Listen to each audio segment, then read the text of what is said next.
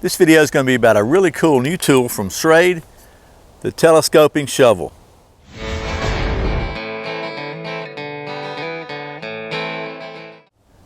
My name is Brian and you're watching Survival on Purpose. Welcome back to Survival on Purpose. Thanks for joining me again. As I said today, this video is going to be about a really cool new tool from Schrade, the telescoping shovel. And I've been looking at shovels lately. I did a video not too long ago on the U-Dig-It little mini shovel. It's smaller than this one. This is actually about the same size as a standard E-tool. But if you saw that video, I'll put a link to it below. The U-Dig-It shovel, I didn't dig it. It failed. Bottom line, you know, I don't like to do negative videos and stuff, but it failed. So you know, you're in use. So we're gonna try this one out. This has got some really distinct advantages, I think, over that one. I know it's a little bigger and a little more robust, but it's got some cool features I think you're gonna like. But before I get this thing dirty, I thought what we'd do is go ahead and do some close-ups and show you how pretty this thing is, and you know, if a shovel can be pretty. Talk about the specs for a minute, some of the details of it, and then we'll do some shovel stuff with it. Now, once again, this is the Schrade SCHSH1 folding shovel. This shovel features a sharpened blade of 1055 carbon steel, a telescoping handle that's adjustable from about 9 inches to about 12.5 inches in 5 1-inch increments. It also features a T-grip for convenience. It can be used in straight or 90-degree adjustment on the blade. Also features a pounding surface on the blade for driving in tent stakes and stuff. This shovel comes with a black nylon belt sheath. The blade length on the shovel is 7.42 inches, which is 18.85 centimeters. The overall length of the shovel is 16.58 inches in its shortest configuration, and right at 20 inches fully extended. All right, well, that was the specs, and it's kind of the obligatory close-ups. Really wanted to show you this thing before it got all dirty, but since we've got it in the sheath right now, I did want to show you the this is a nylon sheath, pretty nice sheath. It's actually got belt loops on back. Honestly, I can't foresee a time when I'm going to carry this shovel on my belt, but they're there if you need them. A couple of snap covers in the front here, nothing fancy at all, but it actually is a very well put together sheath. It's got some, you know, reinforcement with rivets, and the inside of the thing has actually got some kind of a plastic, you see that, kind of a plastic liner here. So I think it's a pretty good sheath for a shovel. I mean, you know, it's a shovel, right? So I want to show you real quickly just some of the close-ups, details about how this thing works. Again, first of all, you do need the sheath because this thing has a pretty sharp edge. I mean, you're not going to shave with it by any stretch of the imagination, but for a shovel, it's definitely, it's been worked on. It's got, you know, you can see that. So it could cut you, I'm pretty sure. So the sheath's probably a good thing. But as far as operation goes, I'm starting to feel like Chris. It's got a very similar function to a lot of other shovels, whereas it's just got this locking nut here that comes up and rests against the bottom of it. And this one's getting a little tight on me because of the, okay, there we go. The little hammer or pounding surface or whatever it is, kind of, you really got it. I think it's brand new, so you might have to loosen up a little bit. Once you tighten it up, it's very stiff, good lock up. And again, you can loosen this up and turn it, you know, 90 degrees like so, and use it like for trenching like a hoe. So you got it kind of 90-degree thing here. And again, if you tighten it up, it definitely gets really solid. We're gonna try it in use and see, but this is actually just a shovel. I like that this thing is kind of rubberized, so you can really get a good grip on it. It's not all metal. It's got a rubber cover on it, rubbery cover. I don't know what it's made out of. It's also got this pounding surface here for, you know, I probably wouldn't hammer nails with it, but for pounding in tent stakes or whatever, it should be just fine. And let me open this back up so I don't cut myself on this kind of sharp shovel blade here. And one of the things I kind of like about it, you know, is it kind of gets compact. It's pretty compact when you fold it up, but it actually extends about another 4 inches on the handle, somewhere in that neighborhood, 3 to 4 inches. And the way it works is it's got this little catch here. Oh, cut myself with a shovel would be bad news. That would be a record for the video. I think I've never done that. It's got this little catch, and you just kind of basically, this thing's kind of new, so it's still stiff, but you pop these things forward, and I actually have to turn around like this and use my thumbs, because maybe I'm just a sissy, but push it forward like that, and you can extend it out. And it's got a slot in the back, and it's got these adjustment holes right here. And what they do is, it's got a little peg, and if you can see that little peg in there, so it pops into these holes, and you kind of got to find the first hole. It doesn't pop right in when it's all the way extended. You kind of got to push it, move it just a little bit, wiggle around a little bit and find it. Once you find it though, it locks in really solid. It's got a total of 5 adjustment holes, so you can, if for some reason you need a shorter handle, but you want, you know, you got room there. I really think that's probably overkill. A long or short's really what you need. You're probably going to want to use it long most of the time. But if you're digging in a tight spot or whatever, it could be, you know, it could come in handy. So can't fault it. It's not going to hurt anything, and you know, may or may not be necessary, but what the heck, it's a decent feature to have. You can see that this is a pretty tough handle here, and then this end is actually over molded with plastic, and it's got aluminum liner. So I think this is steel and this is a liner. It's got a T-handle, which I think is really handy. It just gives you a good leverage and good way, something to grab instead of just a little round handle. And the blade is made of carbon steel, 1055 carbon steel. So it's going to rust if you don't take care of it, but that gives you some advantages, maybe in ease of sharpening, for sure, if you want to keep it sharp. And I think there's an advantage to keeping it sharp as far as going through roots and stuff. I thought we'd do, if I don't trip and fall down and cut myself, if I cut myself on the shovel, folks, it's going to be a very first one. I am rambling though, so, and I'm in a hurry to get done because I'm trying to get this video up and posted today. I'm going with the Boy Scout troop this afternoon, actually leaving to go to Raccoon Mountain, Tennessee, and spend the night in a cave and go on about a 6-hour wild cave tour. So that's going to be fun. Done it a couple times. It's a lot of fun. The younger kids haven't done it, so we're going to be in the bowels of the earth for a few hours tonight. Spend the night in a cave. So if you haven't done that, I encourage you to check it out. It's a free plug for Raccoon Mountain if you're anywhere around there. It's near Chattanooga. It's a pretty cool deal. Take a group or whatever and go spend the night in the cave. Crawl around and get muddy. So speaking of getting muddy, that's a good segue. We're going to go ahead and readjust this camera, and we're going to dig us a hole because it is a shovel. So let's just clear out some room here for the pine straw so I don't make too big an ugly mess, and start digging.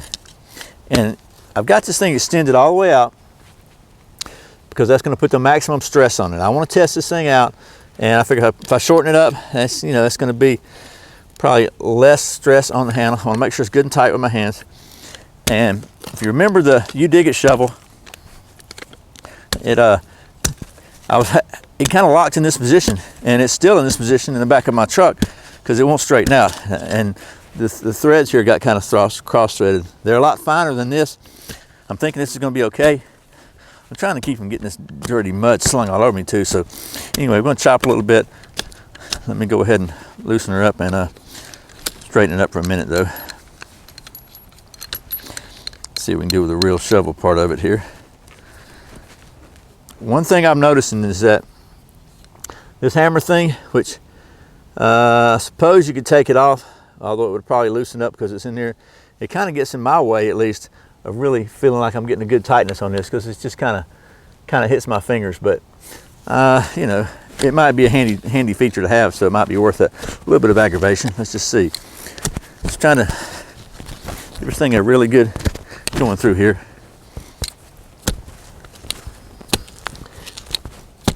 There's some other tests I want to do with it, but I thought there's a good root right there, so you can see that root there, right there. I think the sharpened,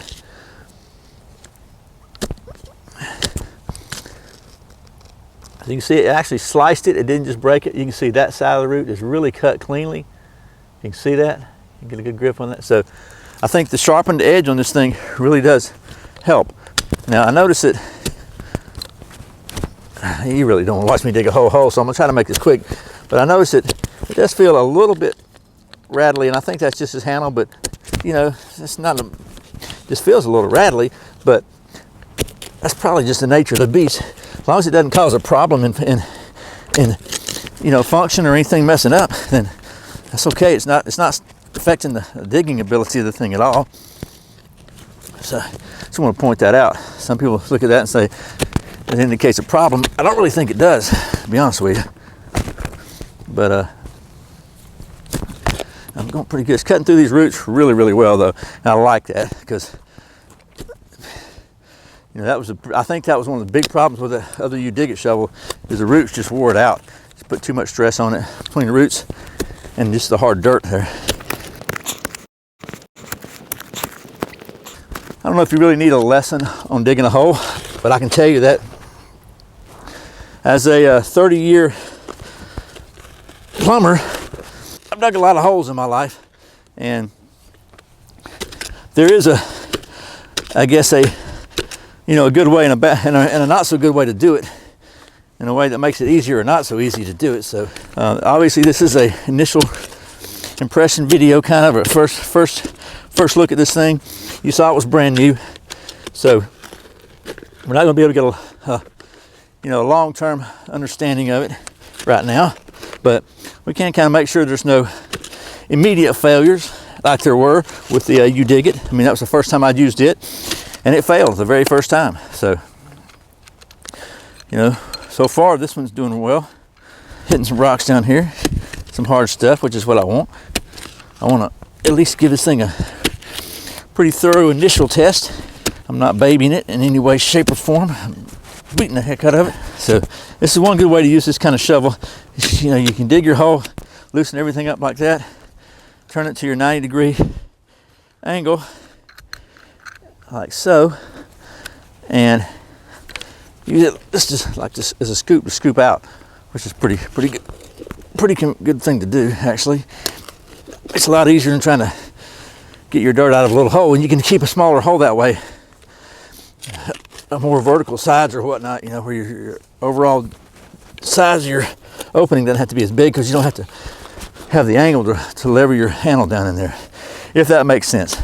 If it doesn't, think about it, it will. I guess we've seen it digs a hole so far, doesn't tear up, but heck, let's get a little more extreme with things. It's a shovel, it's not a knife, right? But it's got a sharpened edge, so it may be something that could come in handy in an emergency. So I just want to try a couple things with it and see how well it does some basic common knife stuff. How well a shovel could do some knife or hack stuff. So first let's try a little chopping, and it's definitely, you have to try it because it does have a sharpened edge, but it's not, look, it's not a, you can see where it's making a dent in this wood, but probably wouldn't be what you want to use for chopping on a continual basis. And honestly, it's probably not good for the stress on this thing. Although these rivets are holding pretty well here. It's because the handle's just riveted onto this little brace right here. I really want to make sure it's not going to lock up on me with putting some sideways stress on the stuff. Just trying to put a little extra stress on this thing.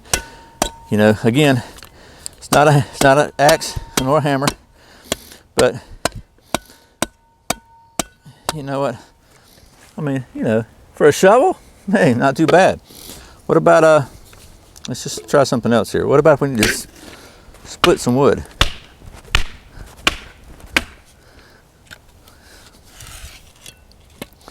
Okay, I'm really more than anything trying to put stress on it to see if it will. And I'm going to do this from the top. And I know you can't see the whole thing, but I'm in here, okay? Instead of me just in the camera, you can see splitting on down. So, if in a pinch, pretty amazing to me that this is a stinking shovel.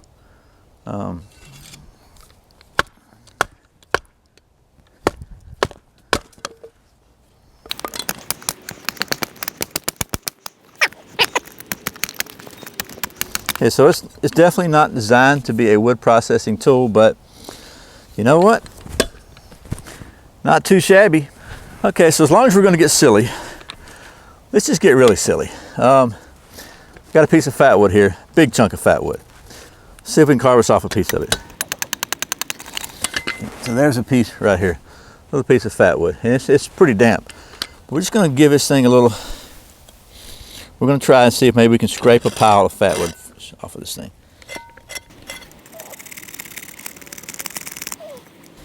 And this is from a dirty, muddy shovel.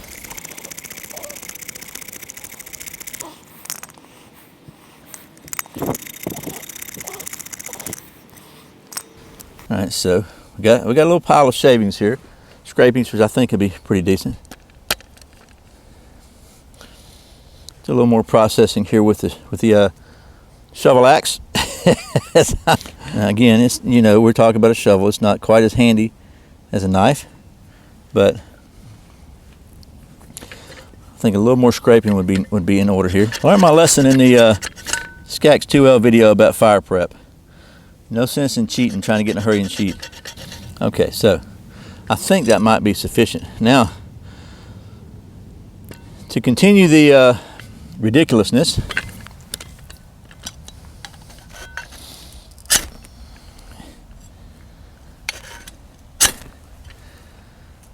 come on now, baby.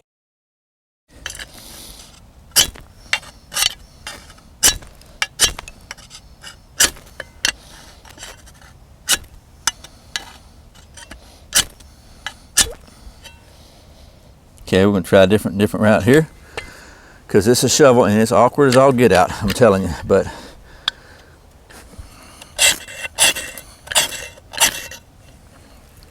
and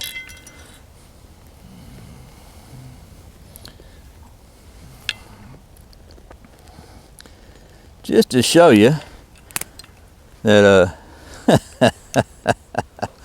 I mean, I understand that's silly, but man, I don't know. I'm just saying, wow, that's all I got to say.